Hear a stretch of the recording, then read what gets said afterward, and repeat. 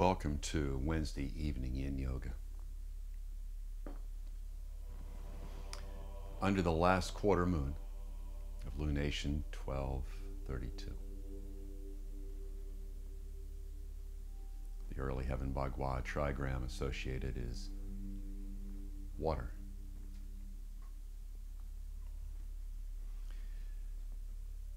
And different from lake, which also is water.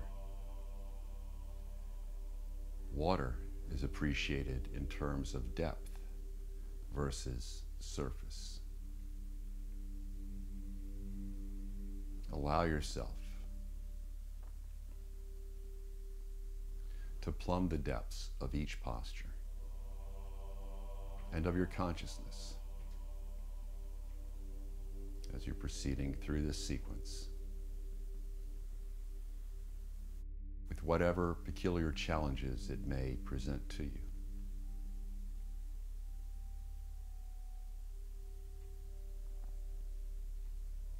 Ahead of that, bring your attention to your breathing. I ask that you notice the rhythm and rate of the natural breath. Watching the breath, feeling the breath, and then directing the breath.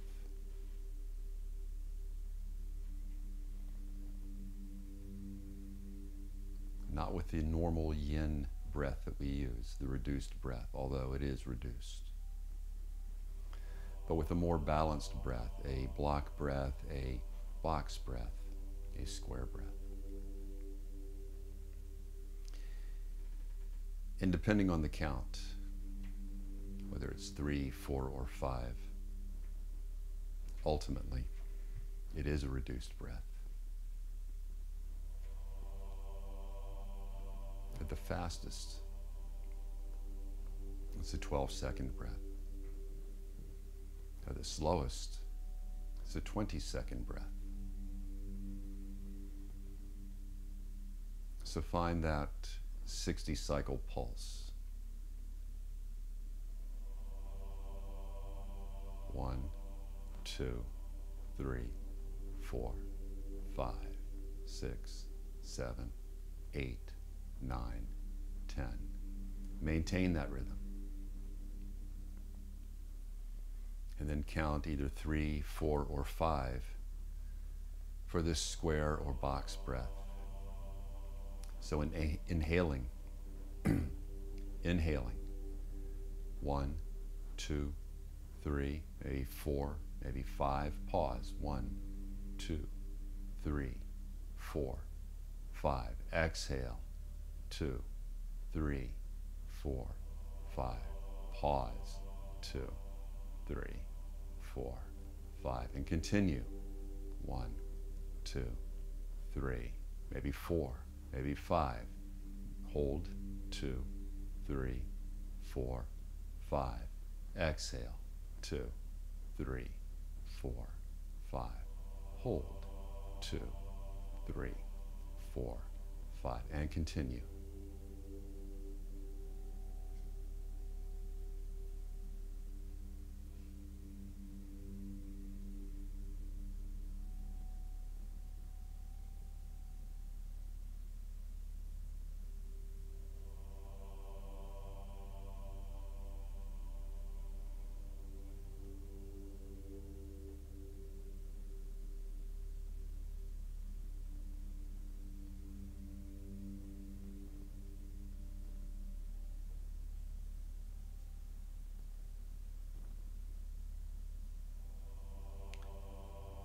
Exactly.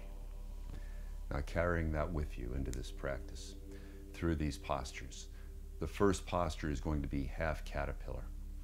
You're going to take your right leg and reach it all the way out. You're going to take your left and tuck it back behind you. I recommend the block for this under the right hip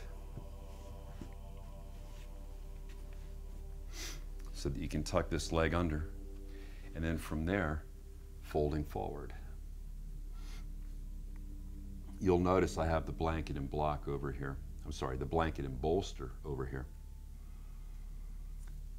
Should this be too intense for your ankle, you can take your blanket,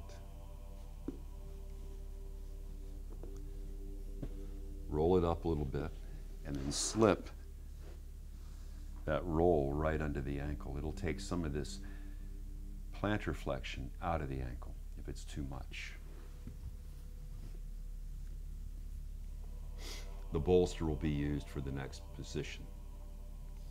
For now, just folding into half caterpillar.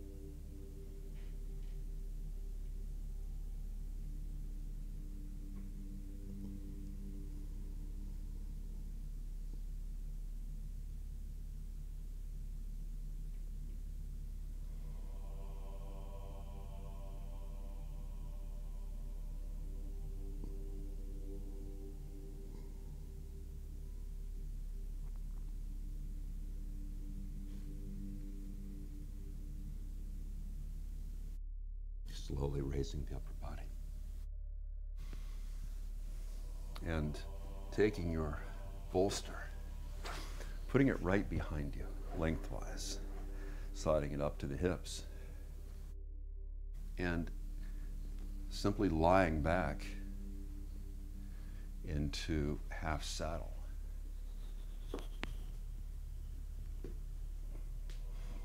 Not necessarily an easy posture right off the bat.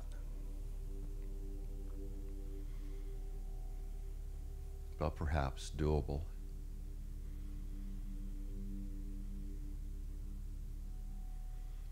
Since most of you have been here for some time.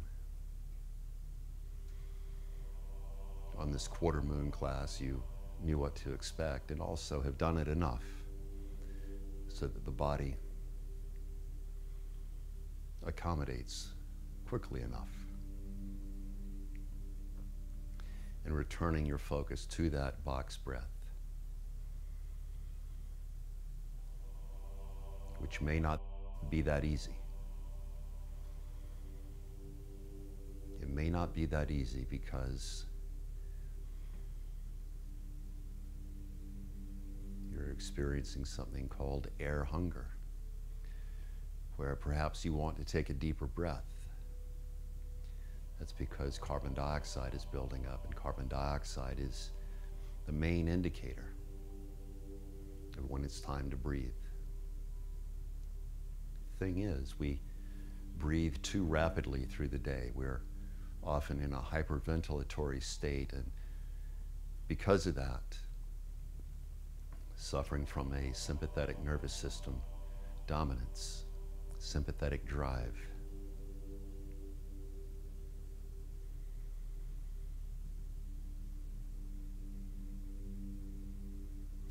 Fight flight is a natural state, but it's only a temporary state, a fleeting state.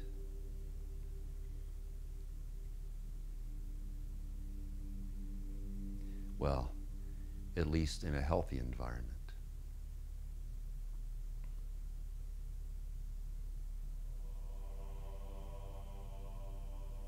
It's when you're constantly on, hypervigilant, that problems arise.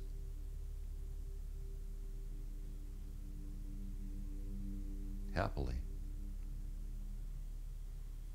nervous system dominance can be shifted very simply by breathing. Sympathetic nervous system dominance is characterized by shallow, rapid breathing.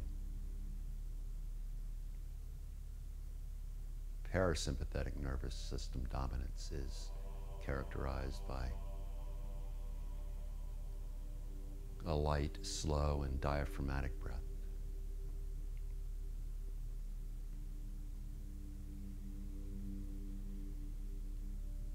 The shift of nervous system dominance can alter the breathing, but it's a two-way street. By virtue of breathing, you can affect your nervous system one way or another.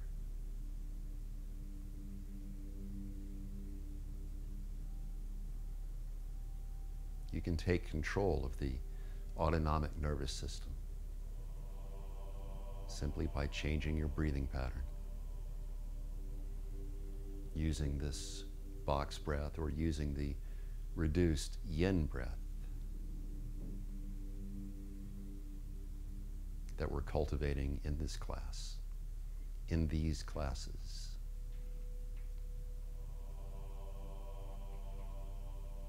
I invite you to explore the breaths,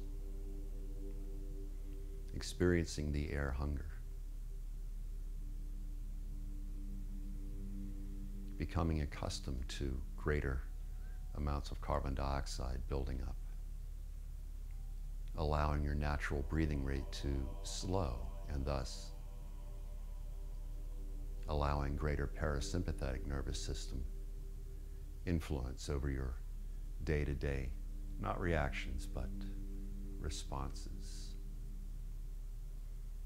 On your inhale, slowly raising the upper body.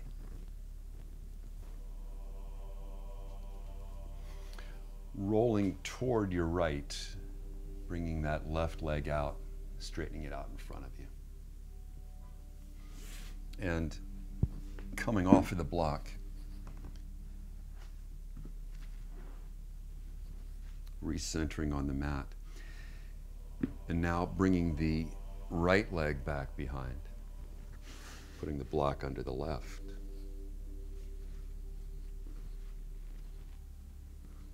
Once again, folding forward into half caterpillar.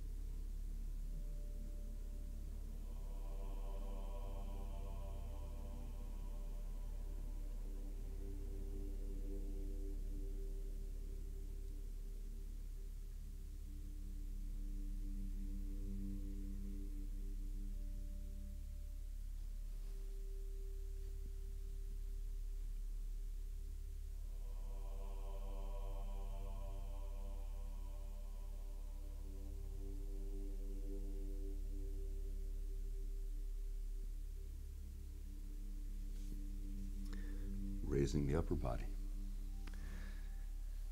Taking your bolster, pulling it up right behind you. Once again. And lying back into half saddle.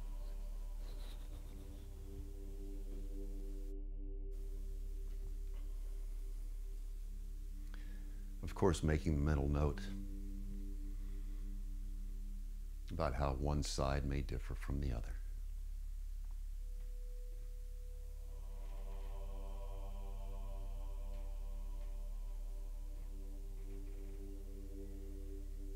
How maybe inherent left or right dominance, day-to-day habit or performance of more unilateral sport may influence the tightness or openness of one side versus the other.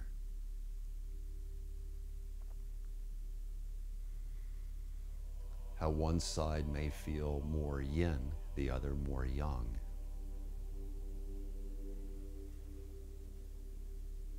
And this class is somewhat different than a number of the other yin classes in that on the quarter moon,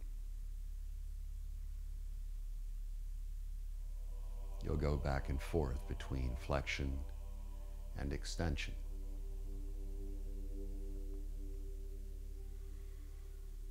Compressing or tensing alternately the yin or the yang sides of the body. The quarter moon, of course, when you're looking at it, is showing yin and yang all at once. Half of the lunar surface, from our perspective on Earth, is illuminated. The other half is in shade.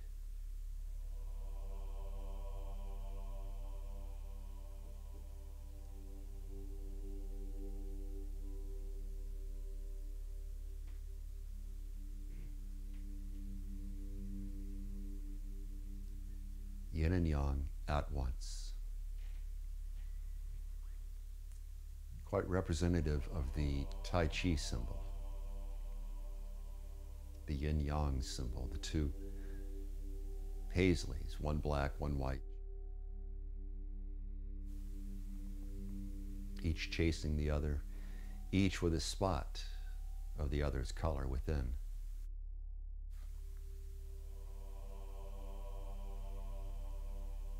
Yin and yang are polarities, apparent opposites, but more like complements. Less this or that, more this and that, as they're part of the same whole. Unity is plural, and the minimum is two. To quote Bucky Fuller.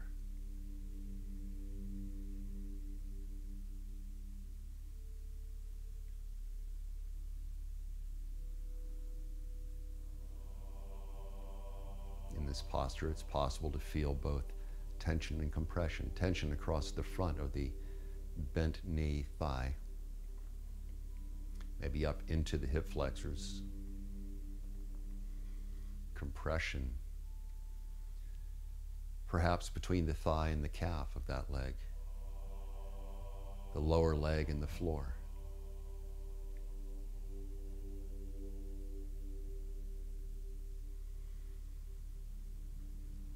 In the previous posture, half caterpillar. Perhaps compression between the upper body and the forward thigh, with tension along the back side of the leg, the pelvis, and the back of the upper body. All at once.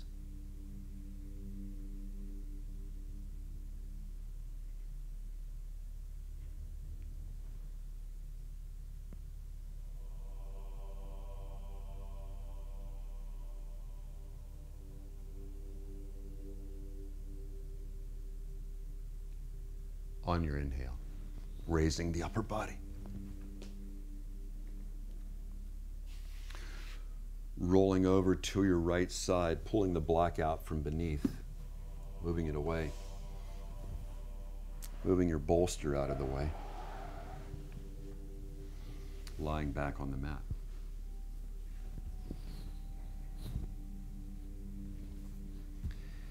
Now rolling over onto your left side.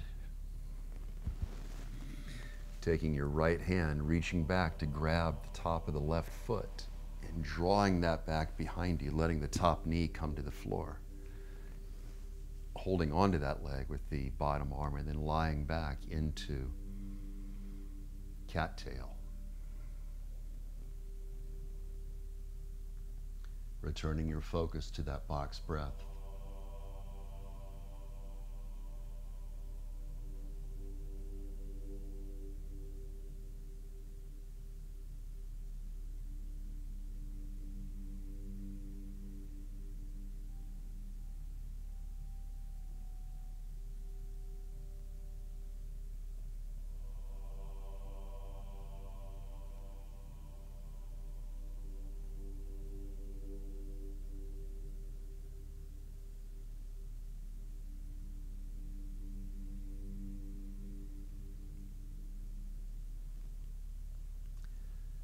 I'm sure you have already, but I know you know that if the breathing becomes a little too intense, if you need to take a bigger breath, of course, go ahead and do that. If you're able to maintain even through the air hunger, that's a good thing. That's what you want to do, but I understand the feelings that can build up as the carbon dioxide builds up. You adjust over time, but if it's adding a significant amount of stress to your experience, back it off a little bit. There's no gold star for making tremendous effort. Not in this class, anyway. Just relax into the postures and the breathing.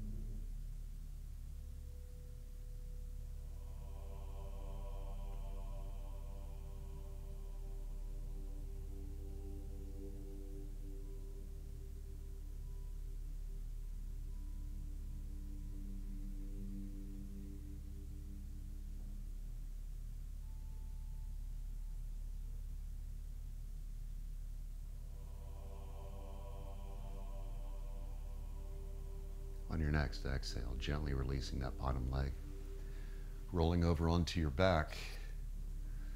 Knees are bent, feet are flat to the floor. Let the knees fall in to touch. Take 2 breaths before rolling over onto your right side. And finding that same position. Reaching back with the bottom leg and the top hand, grabbing the top of the foot, the front of the foot, the top of the foot, whatever that is. Bringing the leg back behind you, holding on to the bottom leg with the top leg with the bottom hand, and lying back into twisted root.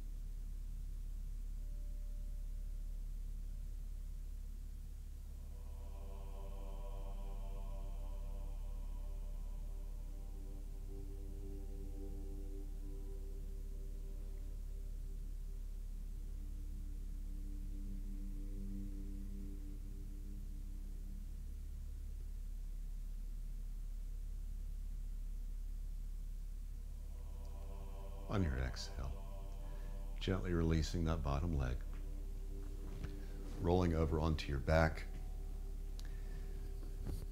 With your knees bent, your feet flat on the floor, let the knees fall into touch, taking 2 breaths.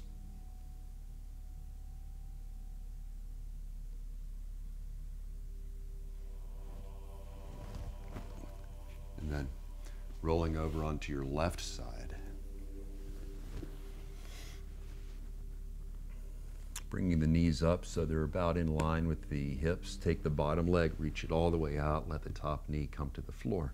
Take the bottom arm, rest it on the outside of that top leg. Take this top arm and reach it out on a diagonal for a twisted root.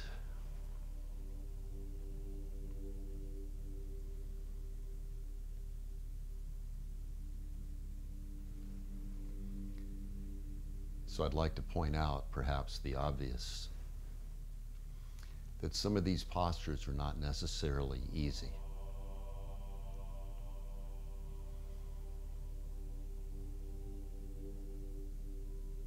Regularly, I talk about relaxing into the postures, not making effort to maintain the posture.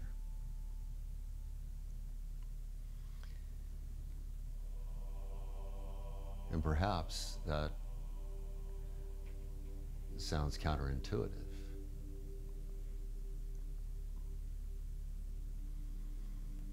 Now, while I normally advise against using effort, especially muscular effort, to maintain a posture or to get into a posture,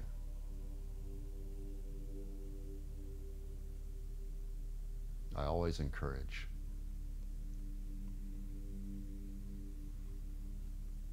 those to do the best they can with maintaining the posture through the inherent discomfort of that shape. I don't mean pain. I mean those sensations inherent in stressing the tissues that are part of the leverage that's applied by the shape itself and by gravity.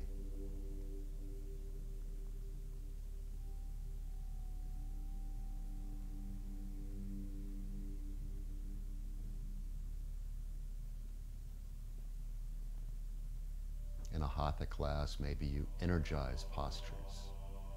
Many people don't. They have flexibility and they just fall into the posture. They rest in the posture, while others reach into the posture and stimulate as much tissue as they can, reaching in opposite directions with their arms in, for instance, Warrior Two, or accentuating the twist in Triangle.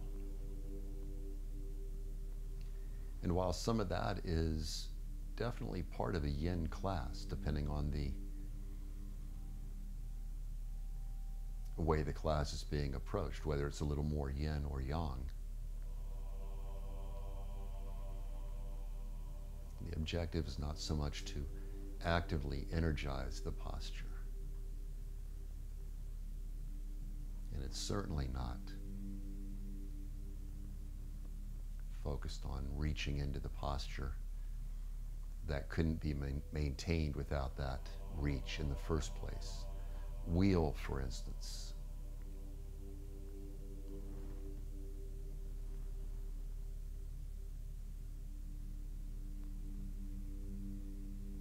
So the postures are normally gravity-oriented, floor-borne, allowing you to more or less relax into the posture. Maybe experiencing tension, maybe experiencing compression, maybe experiencing both.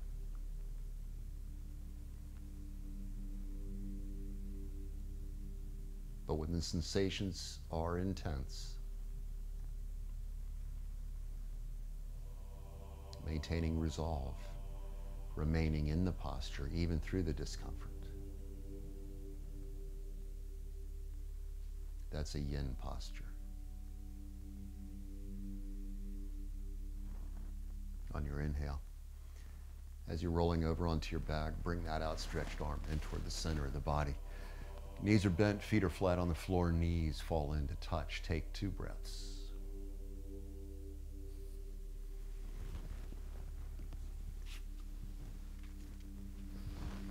Then roll over onto your right side.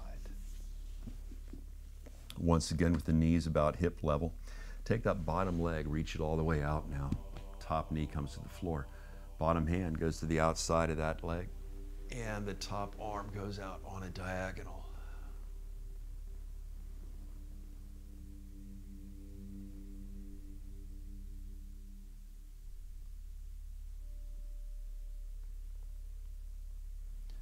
All that to say, yin yoga is not a restorative class. You're looking to load tissues, not unload tissues. You're looking to stress tissues, to stimulate tissues, to promote, to provoke certain effects, to produce additional hyaluronin, a hydrant, a lubricant, to produce, generate piezoelectricity, pressure electricity.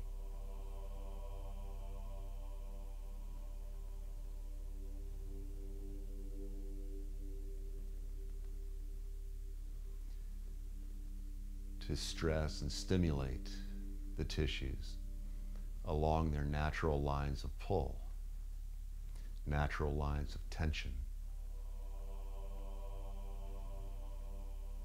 In effect, making sure that they're stressed in such a way that those tissues, the new tissues, develop quite literally in the right directions.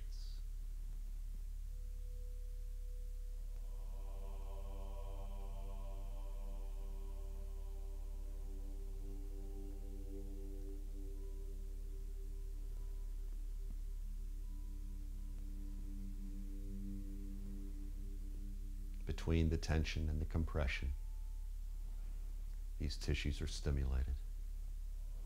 The yin tissues, the ligaments, the fascia. The idea is to relax the muscle, get that out of the way, so you can reach into the yin tissues.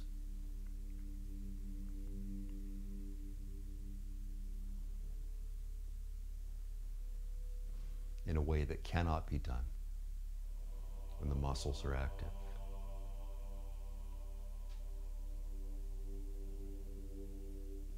And it's by stimulating these yin tissues, which, by the way, includes joints and bone,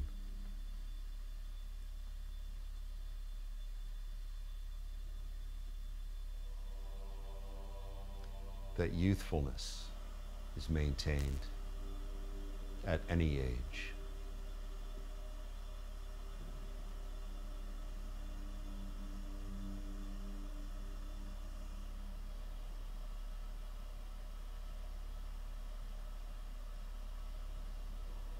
In my short life, I've only met 2 or 3 people who are actually growing younger chronologically.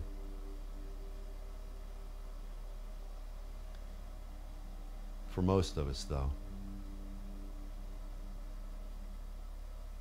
time passes in one direction and no one's getting younger.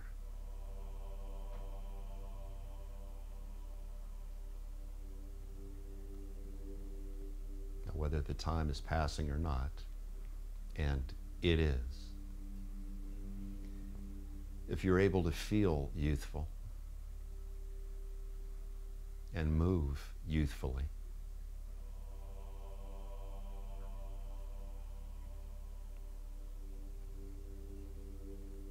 it's just as good as being youthful.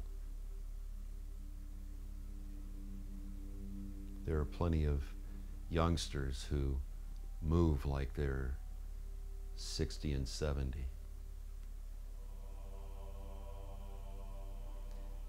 There are plenty of 60, 70, and even older athletes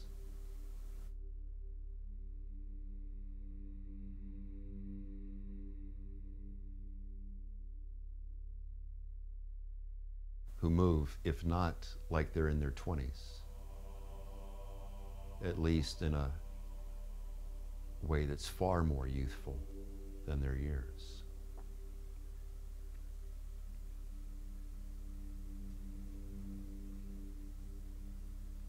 Yin yoga classes are not about making effort per se. There's a resolve to remain in postures even when they're uncomfortable. And I think there's also an underlying aspiration, and that is to cultivate the youthfulness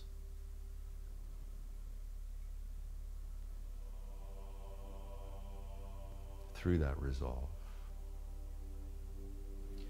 On your next inhale, drawing that outstretched arm in toward the center of the body, rolling over onto your back. Knees are bent, feet are flat on the floor. Letting the knees fall into touch, taking 5 breaths.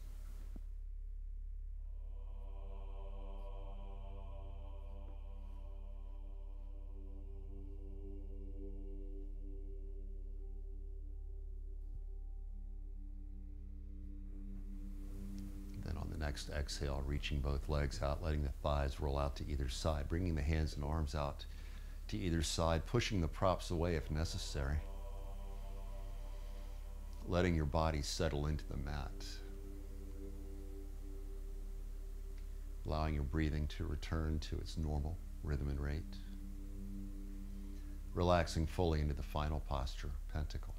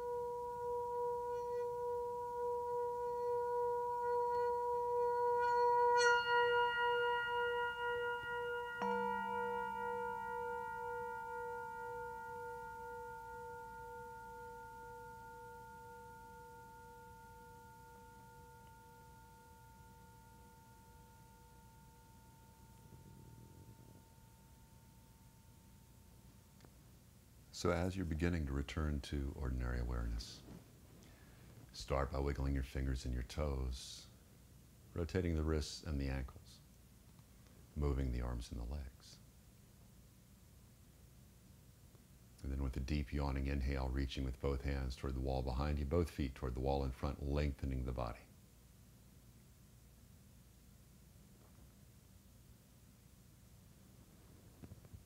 Then roll over onto your left side, curling up into a fetal position, giving yourself just a little longer to fully absorb the benefits of the practice before getting on with your evening.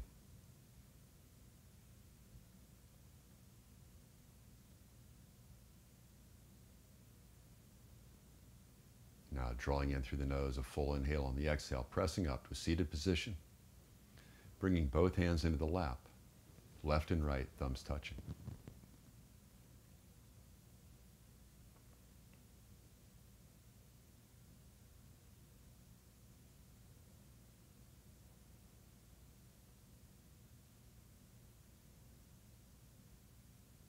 Thinking back through the practice, carrying any new insights and understandings with you through the evening and into the week, bringing both hands to the heart, Anjali Mudra. The light in me sees the light in you. Namaste.